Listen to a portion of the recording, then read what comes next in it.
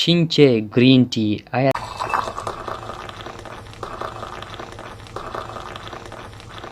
تاسو پوهیږئ چې شین چای څه ګټې لري او څه زیانونه؟ نو که تاسو خبرول ځان غواړئ نو په دې ویډیو کې راسره مل شئ. نو د هر څه د مخکې که زموږ یوټیوب چینل مو نه وي سبسکرایب کړی زموږ یوټیوب چینل سبسکرایب کړئ او ورسره زموږ د فیسبوک پیج لایک او شیر کړئ د خپلو ملګرو سره. راځئ چې د شین چای په ګټو باندې وغږیږو.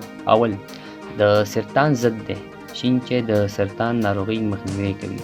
په شین چای کې د سی او ای ویټامینونه د هغو مهم اکسایدونو په توګه پیژندل کېږي چې د سرطان ناروغۍ په مخنیوي کې مهم رول لري. دوهم په ځوانۍ او ښکلا کې د شین چای رول. په شین چای کې موجود انټي اکسایدونه د بدن په ښکلا او ځوان پاتې کېدو کې مهم رول لري. دریم شین چای د وزن په کمولو کې مهم رول لري. څلورم د پوستکي لپاره ګټه کوي ځکه چې په شین چای کې موجود انټي اکسایدونه د بدن د پوستکي د سلولونو د هغه مضرو رادیکلونو په مقابل کې محکم ساتي کوم چې د سرطان ناروغۍ او کسالت سبب ګرځي. پنځم شین چای د وینې کلسترول کموي. شپږم شین چای د خولې بدبویي ختموي. اووم شین چای هډوکي او مفصلونه پیاوړي کوي. په شین چای کې د فلوریډا ډېره اندازه د دې سبب کیږي چې د بدن هډوکي کلک او له پړسوب څخه وژغوري.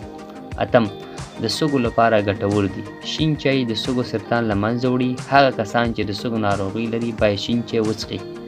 د شین چای څښل د سړو سیمو خلکو لپاره توصیه کیږي او هغه خلک چې درانه کارونه ترسره کوي هم باید شین چای وڅښي ځکه شین چای د بدن د هډوکو مقاومت زیاتوي.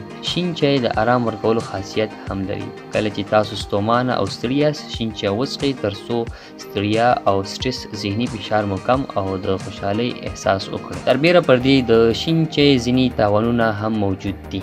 باید دغه تاوانونو ته موږ هم نظر وکړو.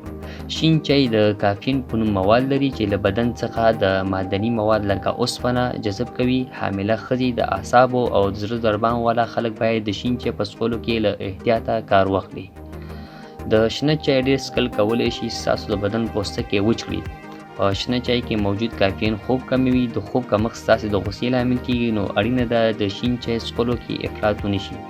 د روغتیایي پالانو په وینا په ورځ کې له 3 تر 5 ګیلاسونو زیات چای باید ونه څښل شي. مننه.